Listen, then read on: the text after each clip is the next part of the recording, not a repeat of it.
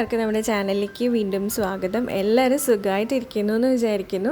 ഇന്നത്തെ വീഡിയോയിൽ നമ്മൾ കോറിഗേറ്റഡ് ഷീറ്റാണ് ഉണ്ടാക്കാൻ പോകുന്നത്. അപ്പോൾ ഇതൊരു ക്രാഫ്റ്റ് മെറ്റീരിയലാണ്. ക്രാഫ്റ്റ് ചെയ്യാൻ വേണ്ടി യൂസ് ചെയ്യുന്ന ഒരു ടൈപ്പ് ക്രാഫ്റ്റ് പേപ്പറാണ്. അപ്പോൾ ഇതെങ്ങനെ ഉണ്ടാക്കുക വീട്ടിൽ തന്നെയെന്ന് കാണിച്ചു തരാം. അപ്പോൾ ഇതിന് വേണ്ടിയിട്ട് നമുക്ക് വേണ്ടുന്നത് കാർഡ്ബോർഡാണ്. വേസ്റ്റ് കാർഡ്ബോർഡൊക്കെ ഉണ്ടാവില്ലേ, അതൊക്കെയാണ് നമുക്ക് വേണ്ടത്. അപ്പം ഞാനിപ്പോൾ ഇതുപോലത്തെ ഒരു പീസ് കാർഡ്ബോർഡ് എടുത്തിട്ടുണ്ട്. എന്നിട്ട് നമ്മൾ അതിൻ്റെ ഒരു സൈഡ് നമ്മൾ ഇതുപോലെ ഒന്ന് ഇളക്കിയെടുക്കണം.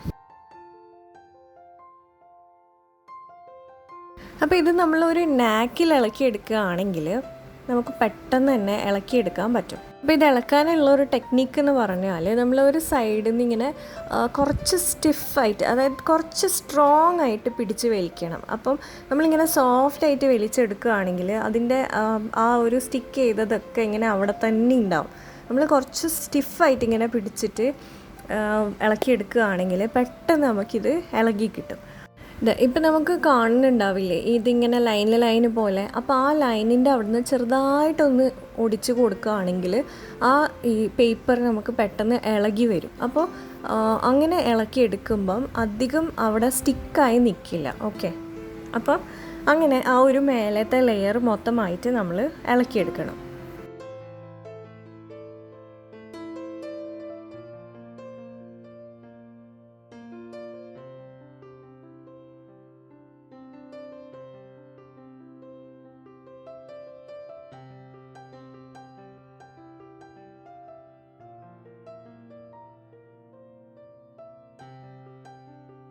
അപ്പോൾ ഇതൊക്കെ ഉണ്ടോ, ഞാൻ പറഞ്ഞ ടെക്നിക്ക് യൂസ് ചെയ്യുകയാണെങ്കിൽ നമുക്കിത് ഇതുപോലെയാണ് കിട്ടുക. ഇനി ചെറിയ പീസസ് മാത്രമേ ബാക്കിയുള്ളൂ അവിടെ സ്റ്റിക്കായിട്ട്.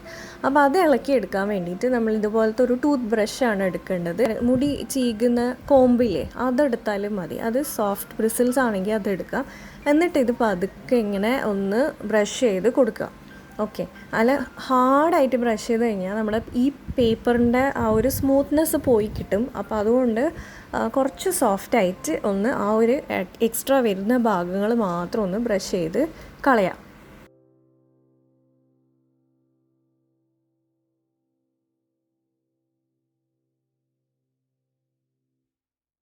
അപ്പോൾ ഞാൻ ഇതുപോലത്തെ കുറച്ചധികം ഷീറ്റ്സ് റെഡിയാക്കി വെച്ചിട്ടുണ്ട്.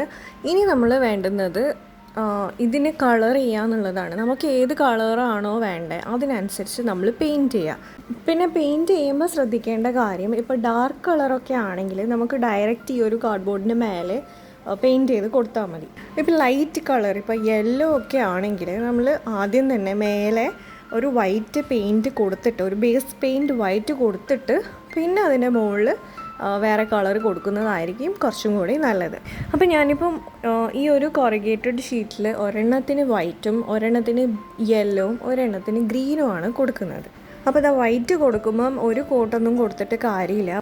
നമ്മളൊരു 2-3 കോട്ട് എന്തായാലും കൊടുക്കേണ്ടി വരും.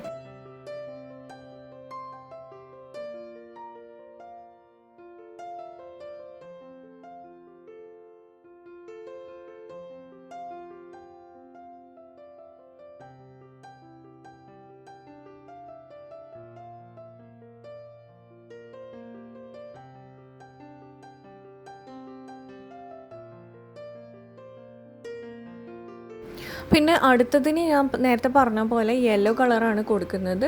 ഇനി ഒരു ഗ്രീനും കൂടെ അപ്ലൈ ചെയ്യുന്നുണ്ട്. അപ്പോൾ ഫുള്ളായിട്ട് അപ്ലൈ ചെയ്ത് കൊടുക്കണം.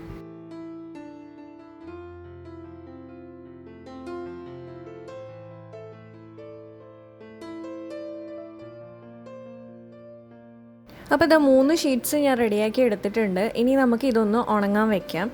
അപ്പോൾ ഉണങ്ങിയതിന് ശേഷം ഇതുപോലെയാണ് ഉള്ളത്. നമ്മുടെ കോറിഗേറ്റഡ് ഷീറ്റ്സ് ഇവിടെ റെഡി ആയിട്ടുണ്ട്. ഇനി നമുക്ക് ഇത് വെച്ചിട്ട് ഒരു ക്രാഫ്റ്റ് ചെയ്യാം. അപ്പം വളരെ സിമ്പിളായിട്ടുള്ള ഒരു ക്രാഫ്റ്റ് ഞാൻ കാണിച്ചു തരാം. അപ്പോൾ ഇത് ഞാൻ ഈ ഗ്രീൻ കളർ എടുത്തിട്ട് ഇതിൻ്റെ ബാക്കിൽ നമ്മൾ ആവശ്യമുള്ള ഷേപ്പ് എന്താണോ അത് നമ്മൾ വരച്ചു കൊടുക്കുക. അപ്പോൾ ഞാനിപ്പോൾ ഒരു ലീഫിൻ്റെ ഷേപ്പാണ് വരച്ചു കൊടുക്കുന്നത്.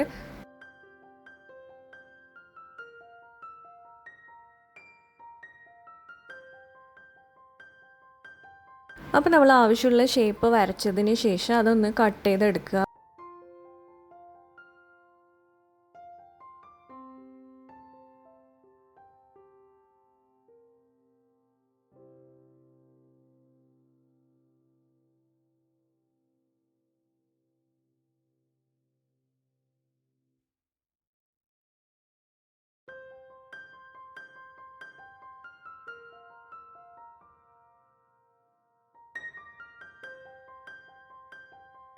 അപ്പോൾ കട്ട് ചെയ്ത് എടുത്ത് കഴിയുമ്പോൾ നമുക്ക് കാണാം നല്ല ഭംഗിയിൽ ഇത് കിട്ടും. നല്ല ആ ഒരു ടെക്സ്ചർ വരുന്നത് കൊണ്ട് തന്നെ നല്ല രസമാണ് കാണാൻ വേണ്ടിയിട്ട്. ഇനി ഇതേപോലെ തന്നെ ഈ വൈറ്റനും യെല്ലോവും കൂടെ ഞാൻ ആവശ്യമുള്ള ഷേപ്പിലൊന്ന് കട്ട് ചെയ്യുന്നുണ്ട്.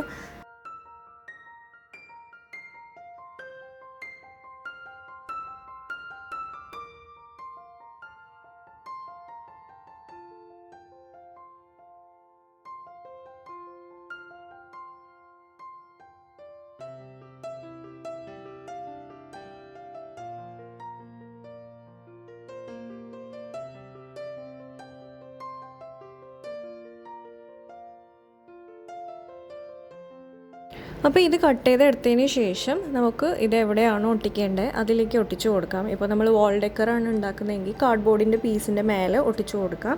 അപ്പോൾ ഞാനിപ്പോൾ ജസ്റ്റ് ഒരു ഫ്ലവർ ഉണ്ടാക്കി കാണിച്ചു തരാം. അപ്പോൾ നമ്മൾ കട്ട് ചെയ്ത ഷേപ്സ് വെച്ചിട്ടാണ് ഞാനൊരു ഫ്ലവർ ഉണ്ടാക്കുന്നത്.